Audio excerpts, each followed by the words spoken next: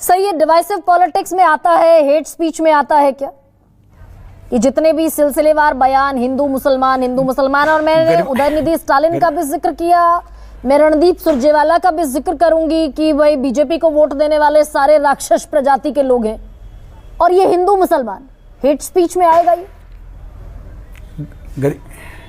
गरिमा जी, मुझे बड़ा ताज्जुब होता है कई आर्ग्यूमेंट सुनकर। वो ये इसलिए कि अगर हम इस देश का इतिहास देखेंगे तो सबसे पहले जब पाकिस्तान बनाने का प्रस्ताव आता है और चर्चाएं शुरू होती है, वो तो आरएसएस की स्थापना से पहले आती है। हम आगे चलते हैं, अभी मेरे पूर्व के वक्ताओं ने बताया कि इलेक्शन कमीशन को बंद कर देना चाहिए, मॉडल कोड को फाड़ देना चाहिए। मेरा तो सवाल ये है कि भाई आप इलेक्शन कमीशन संवैधानिक संस्था को बंद करने की बात करते हैं, मॉडल कोड को फाड़ने की बात करते हैं। अगर कोई कहता है कि भाई कॉन्स्टिट्यूशन वो कोई ईश्वर का दिया हुआ तो कोई ग्रंथ तो है नहीं, धार्मिक ग्रंथ, उसमें बदलाव होना चाहिए। और सबसे ज़्यादा उसमें अमेंडमेंट या उसमें जितने भी जो संशोधन हुए हैं वो तो बीजेपी के आने के पहले सबसे ज़्यादा संशोधन हुए हैं।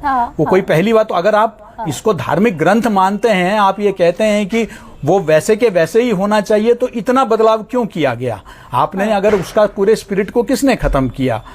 तो ये जो कई चीजें, अब आप ये बताइए कि इस देश के इतिहास में सबसे खतरनाक दंगे जो हुए हैं, चाहे मेरठ से लेकर मलियाना से लेकर बिहार में जितने दंगे हुए, वो कब हुए? या 84 में जो दिल्ली में दंगे हुए, वो किसके कार्यकाल में हुए? तो क्या अब आप ये तो नहीं बताएंगे कि भाई हाँ उस वक्त नहीं, सुनिए ना गरिमा जी प्लीज मुझे भी सुन लीजिए थोड़ा सा।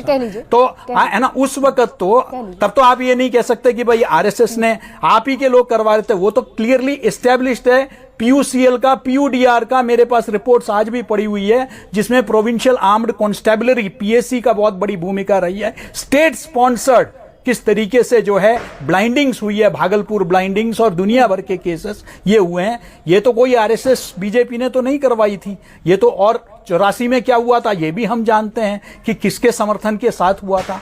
तो इसलिए मैं ये कहूं कि भाई आप जो है ये सारा एक संगठन, एक संस्था। अब ये बताइए कि क्या लेफ्ट पार्टीज कभी एक समय में उन्होंने भी कभी संविधान को नहीं माना? उन्होंने भी जो है रेवोल्यूशन के समर्थक थे, तो वो भी आज संविधान की बात करते हैं। मैं यही समझता हूं कि इस तरह के स्पीचेस सिर्फ एक तरफ को अकेला दोषी ठहराना जो है ये बिल्कुल गलत बात है। ये मैं समझता हूं। आज उस सारे दंगे जिनका आप जिक्र कर रहे हैं, वो 84 का, मैं आज भागलपुर दंगा भी पढ़ रही थी, 89 का।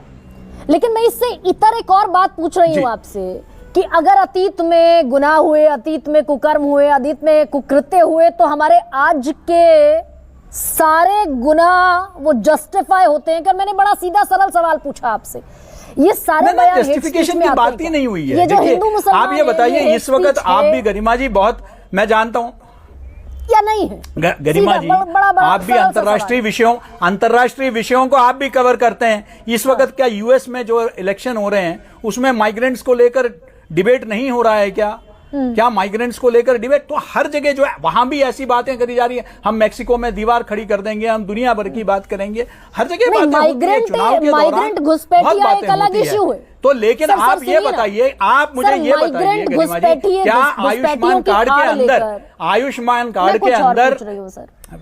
गरिमा जी क्या आयुष्मान कार्ड के अंदर, अच्छा ये बताइए, अच्छा आपकी बात पर आता हूं मैं, आप ये बताइए, क्या सुप्रीम कोर्ट ने अपने आईएमडीटी एक्ट पर जो वर्डिक्ट दिया था उस पर बहुत क्लियरली कहा था कि जो बांग्लादेश से जो घुसपैठ हो रहा है वो जो है it is nothing short of an aggression, an external aggression. ये सुप्रीम कोर्ट के वर्ड। अब आप ये नहीं कह सकते हैं कि सुप्रीम कोर्ट उस मामले में तो गलत था, बाकी ये तो आप मानते हैं ना। तो अभी आपने हिमंता बिस्वा शर्मा की बात कही, तो सर हम डेविड सुनिए ना, थोड़ा सा बस सुन लीजिए 10 सेकंड। नहीं आपने, म्यांमार से जो इन्फिल्ट्रेशन हो रहा है, बांग्लादेश से जो इन्फिल्ट्रेशन होना है, वो रोकना तो सरकार की जिम्मेदारी है।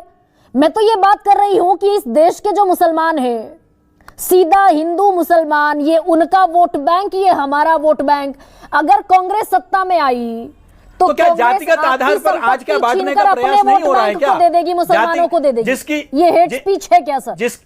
जिसकी जितनी संख्या उसका उतने जो है रिसोर्सेस मिलना चाहिए, ये बातें नहीं की जा रही है क्या? वो क्या पॉलिटिक्स नहीं है? डिवाइसिव पॉलिटिक्स की बात नहीं हो रही है क्या? तो मैं तो उसका आती भी तो हूँ बात उस पर करिए भी। ना आप, जातिगत इस पर आधार भी हम पर बात करते जो हैं। ग्रास रूट लेवल पर जो आज 85-15 की भी बांटने का बात एक करेंगे, प्रयास लेकिन हो रहा है, पहले ये इस भी पर तो तो एक थोड़ा रियलिटी है क्लैरिटी ना। दीजिए ना केजी सुरेश। ये सीधा हिंदू मुसलमान, ये डिवाइसिव बिल्कुल। पॉलिटिक्स है क्या? हेट स्पीच है क्या ये? नहीं, आप ये मुझे बताइए ना, क्या आयुष्मान भारत में क्या किसी को इसलिए मना कर दिया गया है इलाज क्योंकि वो मुस्लिम है? क्या प्रधानमंत्री जो आवास योजना में किसी मुस्लिम को मना कर दिया है घर देने से क्योंकि वो मुस्लिम है? क्या उज्ज्वला स्कीम में या आपके जनधन में या किसी भी योजना में क्या इसलिए किसी से भेदभाव किया गया है कि वो जो है वो मुस्लिम है? नहीं हुआ ना। तो ये संविधान जमीनी स्तर पर आप ये देखिए ना, संविधान आप के तो अगर चुनावी नहीं नारे हुआ, किसी ने दे दिया, आप सर, उसको आधार बना रहे हैं। सर, आप जमीनी स्तर पर देखिए कि क्या किसी से भेदभाव हुआ है? ऐसे केसेस आप केसेस तो लेके आइए ना जहां सार्वजनिक भेदभाव सभाओं में हुआ ऐसे है। बयानों कहीं की केसेस जरूरत में क्या किसी है को फिर? अगर ये भेदभाव जमीन देखिए, पर नहीं है चुनाव तो के सार्वजनिक टाइम सभाओं में में, कुछ चुनावी सभाओं में इन बयानों की जरूरत क्या है? आप देख रहे हैं वो मियां मुसलमान को असम पर कब्जा देखिए, नहीं वो करने दोनों तरफ देंगे, से हो रहा है, ऐसा मैं नहीं है। पक्षपात खुलेआम देखिए, करूंगा, विपक्ष को जो दोनों करना है तरफ कर से- ले। आप ये बताइए, क्या असदुद्दीन ओवैसी ने कुछ दिन, अकबरुद्दीन ओवैसी ने क्या बयान नहीं दिया था कि आप 15 मिनट का समय दीजिए, आप यहां से जो है पुलिस फोर्स को हटाइए? नहीं कहा था क्या? ये भी तो एक रियलिटी है ना। आप सिर्फ आजम एक खान ने तरफा भी क्यों भड़काऊ कोट कर बयान रहे हैं? दिया, असदुद्दीन ओवैसी ने भी भड़काऊ बयान दिया, आजम हाँ, तो खान की वही विदाई हम चली कह रहे गई। हैं ना। तो ये चुनाव के टाइम में आजम बहुत खान लोग की बहुत कुछ विदाई की कहते गई, हैं। सर, आप 3 साल बताइए की सजा जमीनी हो स्तर गई। पर जो है, जमीनी स्तर पर जो है, आप ये देखिए ना, क्या इस वक्त आप देखिए जमीनी स्तर पर कोई भी वेलफेयर स्कीम में कोई भी नागरिक से भेदभाव किया गया या नहीं किया गया? नहीं किया गया। आप इसको देखिए।